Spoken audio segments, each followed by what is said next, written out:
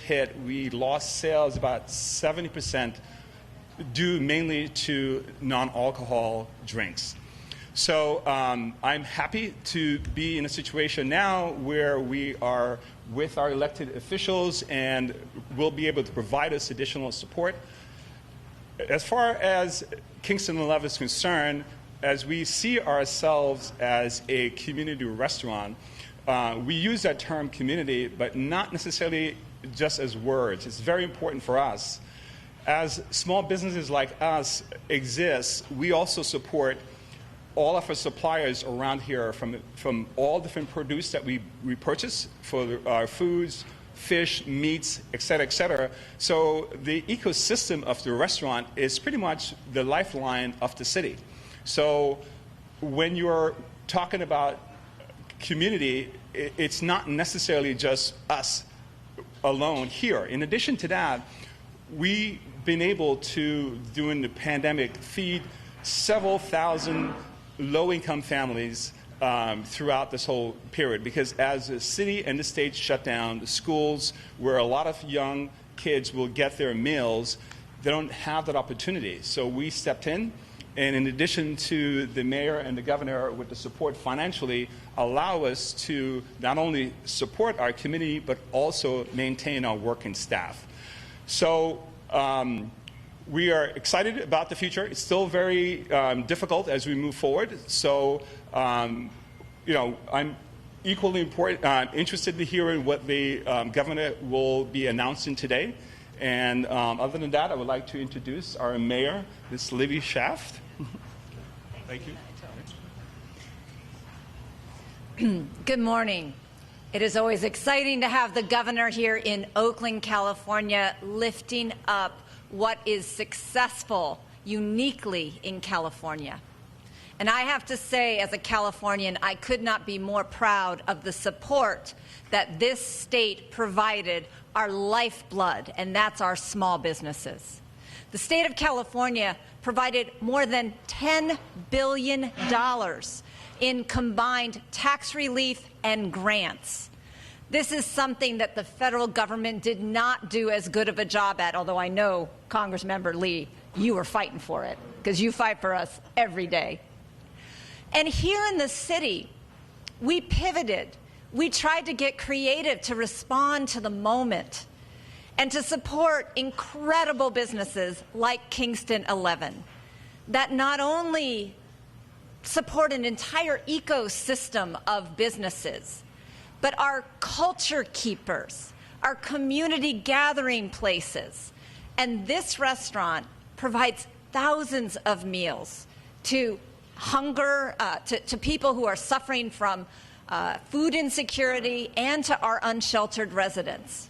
And as a fun aside, the reason it smells so good right now is Kingston 11 is catering my State of the City event tonight. They're making 200 dinners while we talk. So you picked a great restaurant to highlight. They are so much more than just a business. They're community heroes. Now, cities like Oakland, we worked quickly to overnight permit outdoor spaces so people could continue to gather safely. We enjoyed the allowance of delivery of alcoholic beverages. There were some nights that we all needed those to be delivered to our homes. And let us learn the lessons of this pandemic. There are things that we tried that our residents enjoyed and want to keep. And that is what I am hopeful is going to be part of this announcement that we are all looking forward to. How we are going to keep the lessons that we've learned from this pandemic to continue to support these cultural institutions, these pillars of our economy, our beloved small businesses. And with that, it's my pleasure to announce my assembly member, I think California's newest assembly member, and that is Mia Bonta. Thank you so much. We are so excited to be able to host at Kingston 11 in Oakland in the fine district of Alameda, Oakland, and San Leandro, District 18, the governor and our fellow legislators in this moment of being able to recognize that our small businesses are the lifeline to our communities. I'm so thankful to be able to have this opportunity to be able to know that when our restaurants closed, so did a part of our community. And here we had an opportunity through legislation and through the boldest, most progressive budget passed by this governor to ensure that that lifeline could be opened in AB 18 and throughout the state of California. We will hear some progressive legislation passed that will help us to be able to keep the moment that we had right now, that moment of relief while we were sitting in COVID, to know that we could still enjoy our restaurants and our spaces. And I'm so thankful that we have fellow legislators who are going to introduce legislation that the governor will hopefully sign today to ensure that the parklets and the opportunity to have on-the-go cocktails will be something that we can continue to have after COVID is long behind us. So thank you. Welcome to AB 18. Welcome to the most progressive, the boldest, the finest, the most wonderful district in the state of California, Oakland, Alameda, San Leandro, AB 18. Thank you.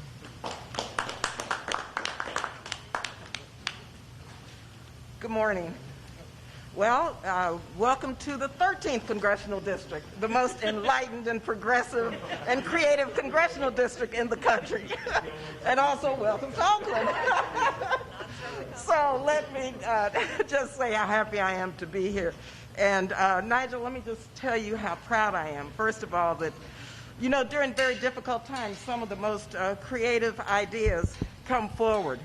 And you have truly shown what creativity and what really, when you pull together with the community and with our government officials and the private sector, what can be done during very dire circumstances. And so I'm very proud of what you have done, and definitely intend to showcase this restaurant, Kingston 11, with my California colleagues. And Mayor Schaaf, I want to thank you so much for your tremendous leadership. You know, I was a former small business owner before going to Congress. Started out with 3 individuals in my business, and over 11 years we grew to 450 employees. And let me tell you, had Mayor Schaaf, had the governor been the governor and the mayor, I wouldn't have faced so many barriers, struggles, and really horrific circumstances just to be a small business, a woman-owned business, and a minority-owned business who just wanted to create jobs and economic growth. But we finally did it, but it was really difficult. And what you have done during this pandemic, Governor, has been just amazing, because you have set forth policies, even before the pandemic, to make sure that our small, minority-owned, women-owned business not only survive, but thrive. And with now half of our workforce being small business, from small business owners, small businesses, I mean, this is critical to our economic growth in the state of California. And yes, we're leading now, even at this point in the pandemic, in terms of economic growth. And the future looks good, even though we're still faced with many of the challenges that are upon us. And I just have to say that this is truly a moment when we're coming together once again. And I want to thank everyone for working in my district, in your assembly district, in my city, in a very collaborative way with our governor, leading on so many fronts. And finally, I'll say, Governor Newsom, this is the first bill signing by a governor of the state of California since I was in the California legislature. And so I'm really proud to be here at the signing of these very important bills by Governor Gavin Newsom. Thank you again. We prefer presidents.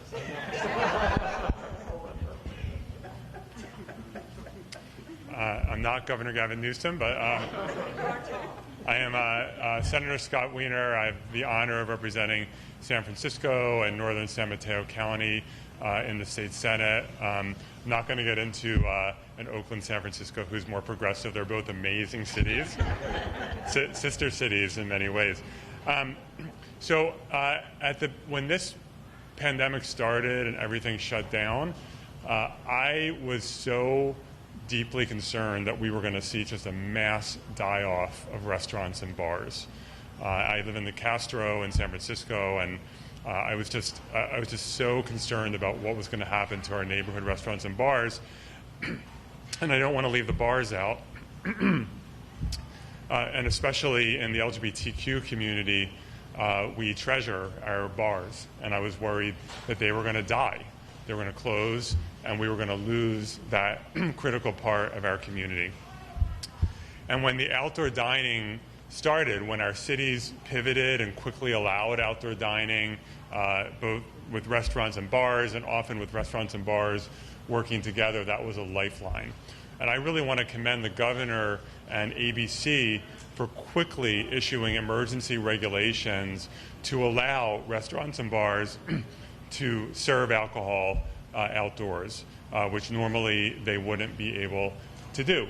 And we know the business model without alcohol, it's really hard to make a go of it. And so what the governor and ABC did with these emergency regulations absolutely threw a lifeline to restaurants and bars in the state of California. And I know in San Francisco, I know so many of these small businesses that simply would not have survived absent these emergency regulations.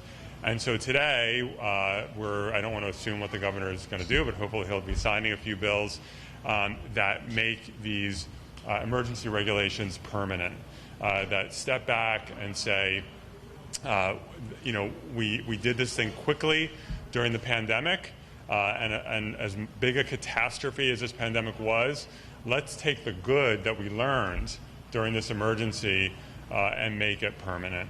And so I want to really acknowledge my colleague up from Los Angeles, Assemblymember Jesse Gabriel. The two of us collaborated and worked in partnership on Senate Bill 314 and Assembly Bill 61.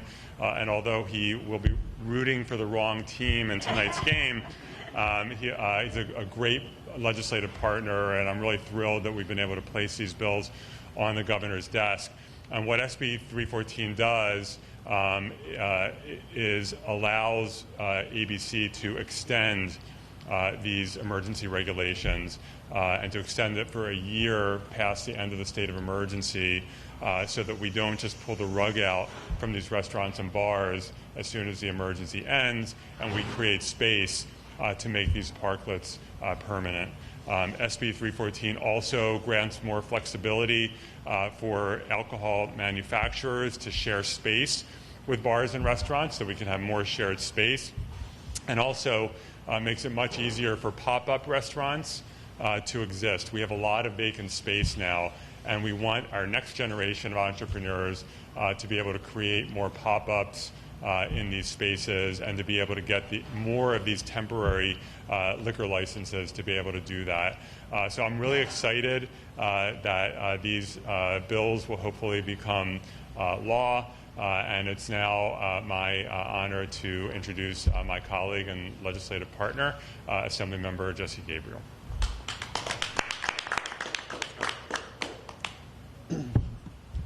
Thank you, Senator Wiener. As the senator mentioned, I am the token Dodgers fan here, and there are a lot of things I want to say about the game tonight, but I really want this bill signed, and I'm mindful of the fact that the guy who holds the pen is from San Francisco, so I'm going to keep it focused on public policy right now.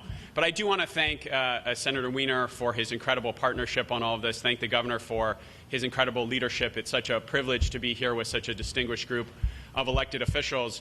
And I think, as you heard said so beautifully by Nigel, neighborhood restaurants are the backbone of communities across the state of California.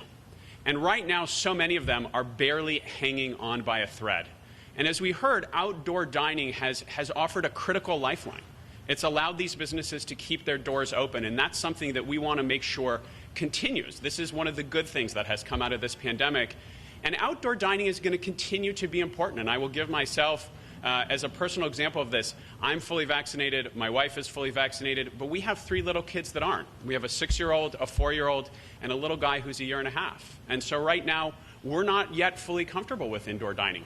But we do want to go out to eat. We do want to support the incredible restaurants in our communities so that they can continue to thrive. Sometimes on a Sunday night, we just want someone else to clean up after our kids so we can have a little break. And so we really want outdoor dining, and we want it to be able to continue because it is safe and consistent with our public health priorities and what we think is important for our family. It's also really important from an equity perspective. We know that the restaurant industry employs one of the most diverse workforces in the state of California. 6 of 10 restaurants in this state are owned by people of color. We can all think of incredible stories of immigrants who have come to this state and who have opened restaurants and used that as a way to climb into the middle class. And we know that this pandemic has hit communities of color and low-income communities much harder. And so the work that we're doing to support the restaurant industry has an important equity component to it as well. So this is something that is really important that we're hopefully going to do today to allow folks to continue to do this. In addition to I wish all of you could smell how good it smells in here, because it smells incredible. But I also wish you could see the amazing setup that's out there in the back. But what we have heard from business owners and from restaurateurs across the state is that they want some certainty that that's going to be able to continue. Because it's expensive to go out there and buy additional tables, to do the setup, to create the kind of beautiful ambiance that they've created outdoors so that people can dine and enjoy their meal outside. And so the work that we can do here is to give small business owners the certainty that if they make those investments, if they use their space creatively, if they have more tables so that they can bring more of their employees back to work and serve more people in their community, that they'll have some certainty that outdoor dining is going to continue. So we're very grateful for the partnership of Senator Wiener, of our local elected officials, and I do want to give a special shout out to our governor, because this kind of work does not happen without leadership at the top. He and his administration have been outstanding leaders and partners for folks in the legislature who want to do this work. I know people have said often that there are, tried to create a false choice between public health and between supporting small businesses, and that is something that we have rejected here in the state of California. I think the results that this governor has produced in terms of keeping my family safe, keeping our state safe, and also allowing our economy to thrive speak for themselves. So it is my great privilege to introduce an outstanding leader and an outstanding partner, Governor Gavin Newsom.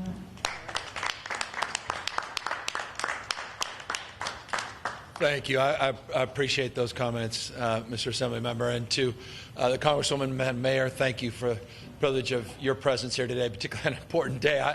I don't know that I would be here today if I was in your shoes, because you've got a State of the City later tonight, and I know all the preparation, time, energy that you've put into that, and I'm grateful, though, you took the time to be here on this important bill signing. And also, I want to thank the Senator and new Assemblywoman that represents the most progressive, the finest, the best, the most diverse Bible district in the state of California. And Nigel, thank you for opening up your business, particularly this time of the day. Normally, folks like you would be asleep. So I'm grateful you took the time to be here and to express not only your support and appreciation for what we're trying to do, but to allow us to reciprocate and thank you for your support of all of us. It's not lost on any of us the power and potency of establishments like yours. It's the antidote to all of the stress that so many have felt over the last year and a half. In particular, so many of us feeling isolated, feeling disconnected, so many friendships, relationships that have atrophied because of this pandemic. The opportunity to come here is not just about extraordinary food. In fact, if it's about food, we can all order in, we can make food every single night. It's about experiences. It's about magical moments. It's about the serendipity that is life. It's about meeting someone that may become your life partner. It's about finding your soulmate. It's about having an experience or hearing an expression or a point of view that, marks a moment in your life that changes the trajectory of your life. It is all of those intangibles that tangibly make life worth living. It's about experiences. And we're so desperate for those right now. And we need to feel connected once again. We need to feel seen and heard.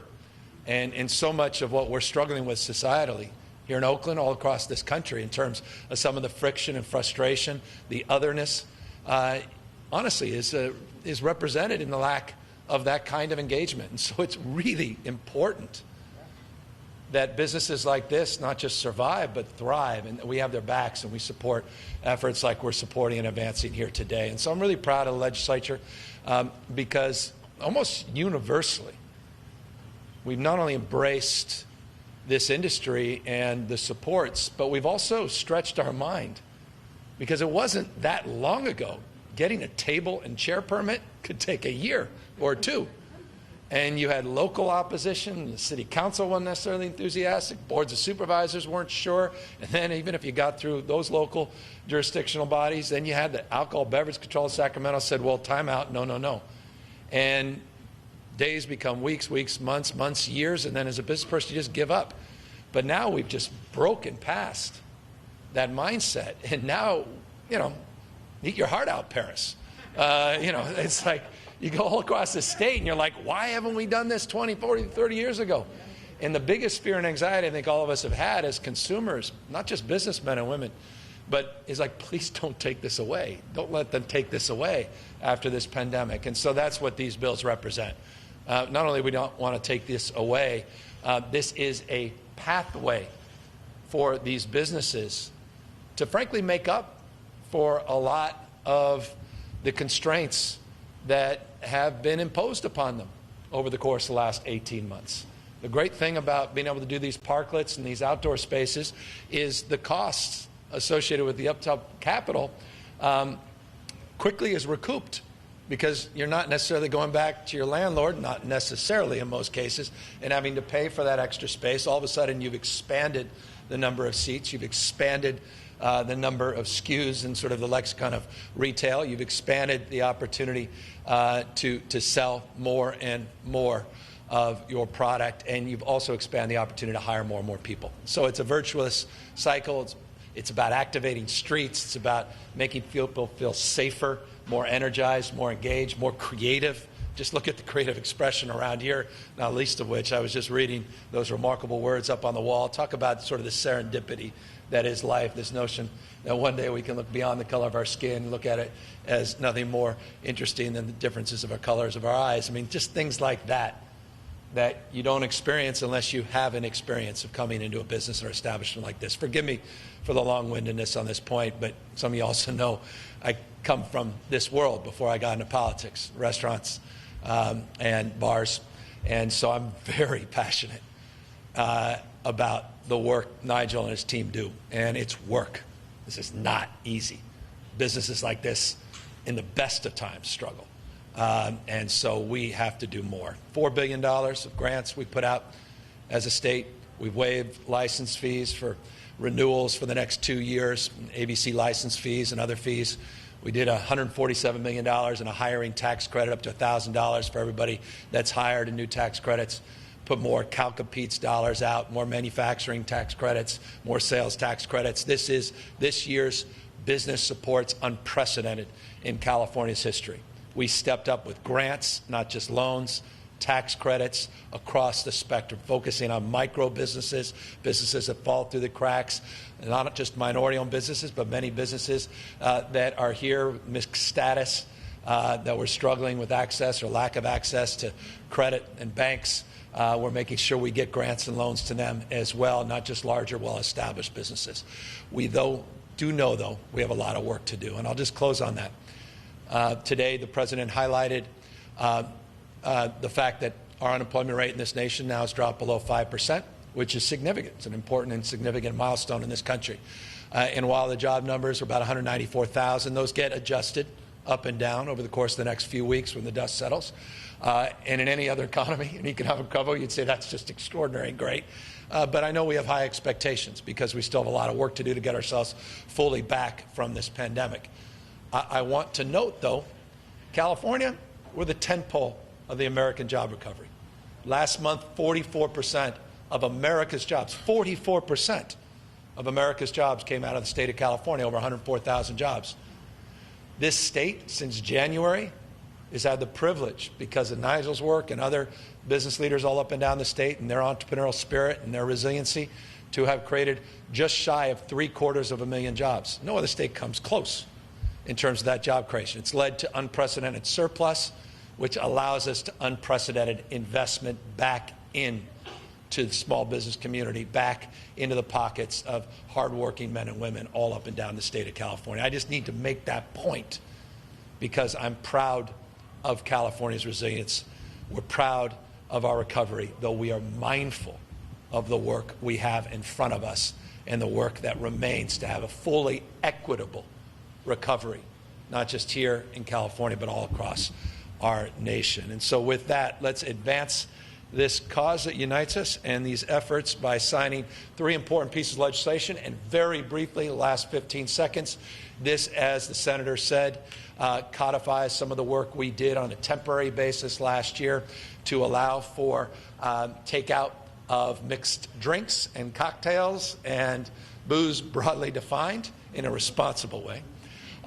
It also codifies our efforts to expand the footprint of these businesses and to remove the burdens that the state imposes in terms of the flexibility that local governments like Oakland provide in terms of making determinations for themselves, Madam Mayor, not imposing that determination, providing you flexibility in terms of your zoning and your rules and regulations as it relates to these parklets and these outdoor areas. And as the senator said as well, and I appreciate the nuances in his legislation that you two worked on, which was impressive around more catering permits, which allow more pop-ups and allow more creative use of existing space. And so much innovation comes out of that space that legislation is more important than perhaps people may believe if you just read it. And so I'm really grateful to you, Senator, and you, Assemblymember Gabriel, for the wisdom and your leadership that you are providing us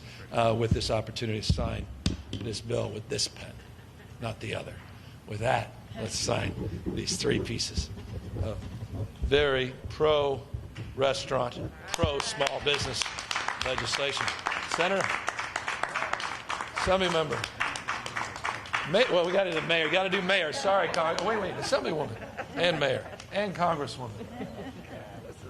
I got nothing to hold up except gratitude. That's all. Hold the gratitude.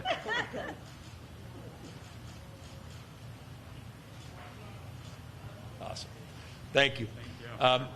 We are here to answer any questions, though the mayor may have to take off. I don't know, but I can't believe you are here on the state of the Governor, city. That's very kind I of did you. a film, so it's all done. Oh, you do? Oh, no, what? Now I know why you're so relaxed. All right. Nothing. This did not make sense until that last moment. Forgive me. Okay. Governor Carla Marinucci from Politico. As you know, there's been some good news on the COVID front as health officers in the Bay Area jurisdictions have issued conditions under which mask wearing rules are going to be lifted. How do you feel about the counties pulling back on that? Do you think the state is going to follow through? And I have another question, too. But, No, I think the Bay Area, particularly San Francisco's decision to begin to modify the mask wearing is a positive sign. It's an encouraging sign. It's a sign of progress in our nation-leading effort with the lowest COVID case rate in the country. But I am deeply mindful, and I want to make this point, marking that optimism and marking with pride the fact that we have, over the course of the last few months, consistently had the lowest case rates in this country, and among the lowest positivity rates, 5th lowest as I speak today, 2.5%. That this time last year, we were experiencing not dissimilar optimism, only to experience that winter surge.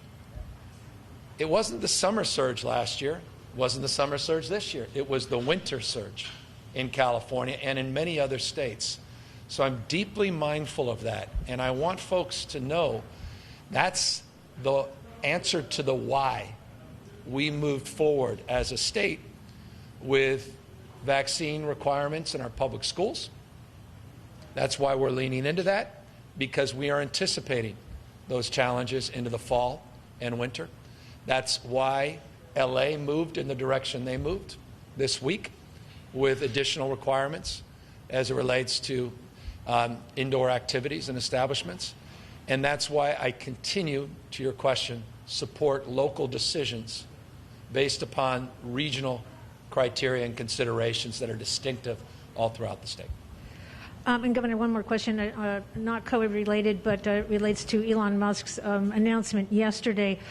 Elon Musk tweeted this morning exactly, that's his words, with regard to a story that said he is leaving California based on an explicit tweet from California Assemblywoman Lorena Gonzalez, who tweeted, F Elon Musk. You know him. You've said before you know him.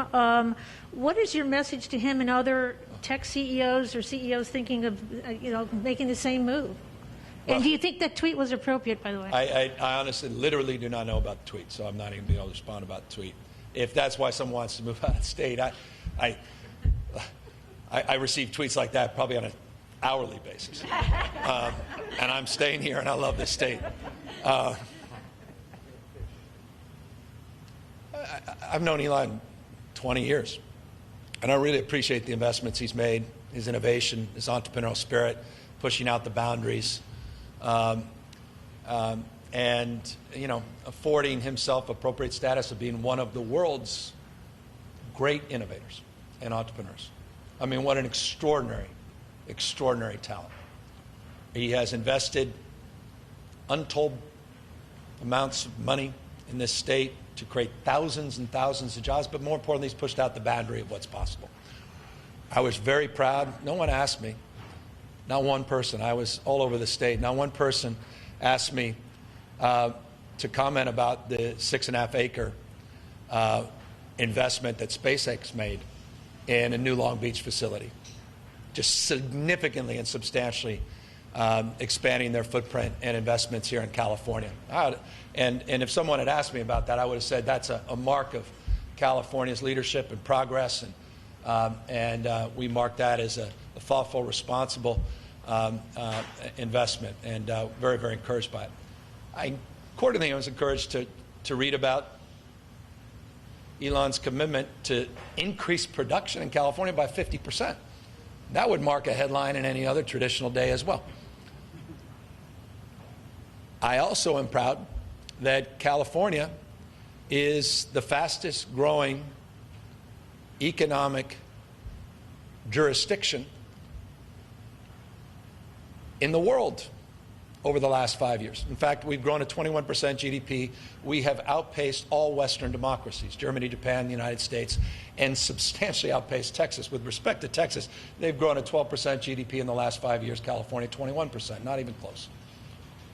I'm proud of the fact that this state dominates in factory jobs, dominates in manufacturing growth. It dominates in manufacturing growth. You look at the latest numbers, 13% GDP growth in manufacturing. The next 10 largest manufacturing states, none of them rival California's factory and manufacturing growth. I'm proud of the fact no other state in America comes close, even on an adjusted per capita basis, to have enjoyed more IPOs this year. Or once again led with the Bloomberg Index as the #1 innovation state in America. I'm proud of the fact we had record-breaking venture capital last year, record-breaking. I'm proud of the fact that we maintained our status with over a quarter of the nation's unicorns being located and headquartered here in California. Those are the next Teslas. The innovation and entrepreneurialism here is, we have no rivals, no peers. That's why we're running $80+ billion operating surplus. And I'm also mindful we need to invest in our lead.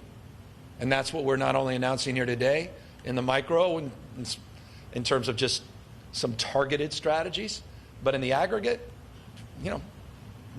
Nigel, you represent where jobs are growing in California.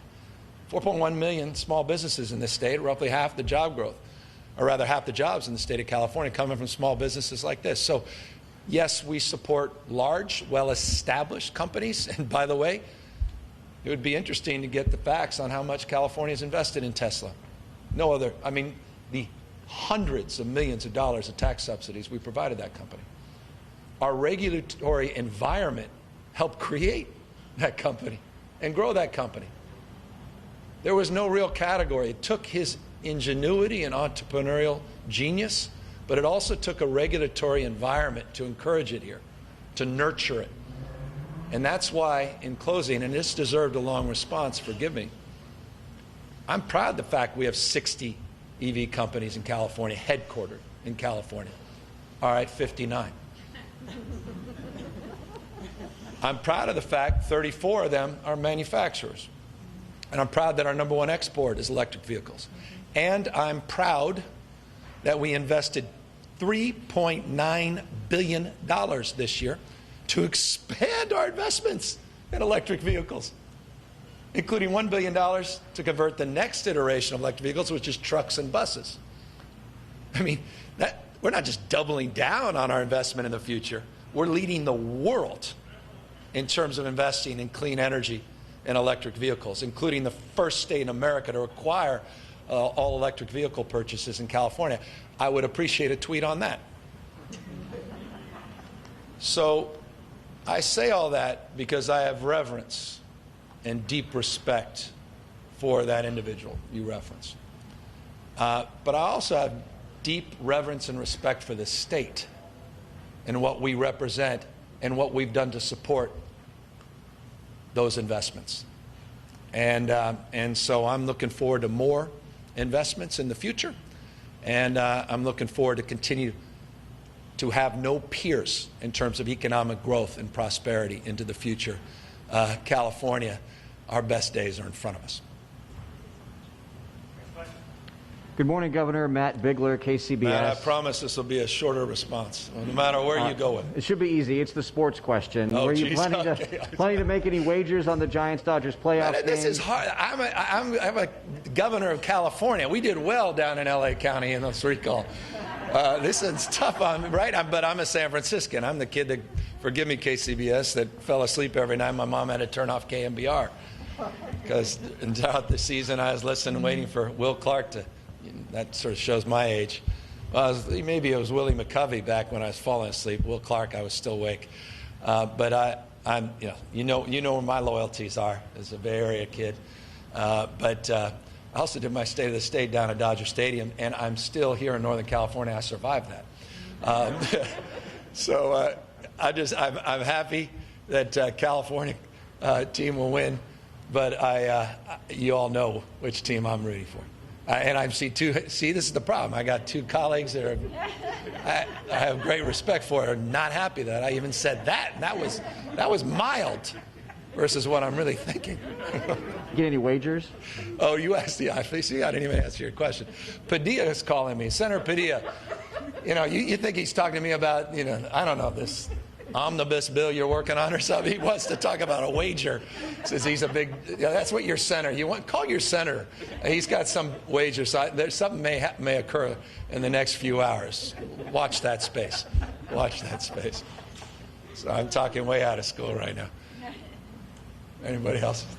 Hi there, Governor. Melissa Colorado with NBC Bay Area News. Are there any concerns with booths to go until the end of 2026, if I'm not mistaken, that we might see an increase in DUIs and there's going to be this lax sort of impression? Because I got to tell you, here in Oakland, during the height of the pandemic, during 2020, we saw pop-up bars along Lake Merritt that had no permits. I even saw a pop-up hookah bar of folks being very creative, if you will. And are you concerned that these bills that you're going to sign, or you've already signed rather, are going to give this sort of a lax impression that anything goes now when it comes to bills? Look, we're always concerned about that space, but laws are the laws. It's incumbent upon us to enforce them, not just letter of the law, but the spirit of the law, encourage responsible consumption. I will say these bills are nuanced compared even to the executive orders that I signed, and that nuance includes a food component, and includes a component for pickup, not delivery now. So they're more restrictive, less permissive than the old executive orders, and I think it goes in the direction of your expressed and observed concerns. And so, look, that will be localism is determinative in terms of that enforcement. I know the mayor is equally concerned about any businesses operating without permits or doing so in a manner that's inconsistent with our values in public health and safety. And we all will be mindful of that, and we should be mindful of that. Responsible, safe consumption, responsible and safe operations, meeting the letter and spirit of the rules and regulations that we set forth. One last question right here. California COVID rental assistance. I know we talked about September 30th deadline, but if you're still processing an application, filling it out at home, it's a hard hour to leave us. So is there still an opportunity for you to get that application? No, we're encouraging people to get these applications in, and we encourage landlords and tenants to do so for no other reason than this. While the September 30th moratorium on evictions expired, there was an extension as it relates to court-imposed eviction processes from occurring that goes through March 31st, 2022, as long as you fill out an application. And all we need is proof of the application process beginning in order to address those legitimate concerns. So there are billions of dollars remaining to be distributed, billions of dollars available to pay 100% of your rent going back to April of last year, 100% of your water, your utility bills going back to April of last year and paying them through September 30th. And so encourage people that haven't availed themselves, particularly low-income members of our community, 80 to 80% of what we refer to as AMI, to fill out those applications and maintain those protections. With that, let me thank all of you for protecting small businesses, and thank you for the privilege of your time today. Take care. Can we get some photos of you? Yeah, that's good.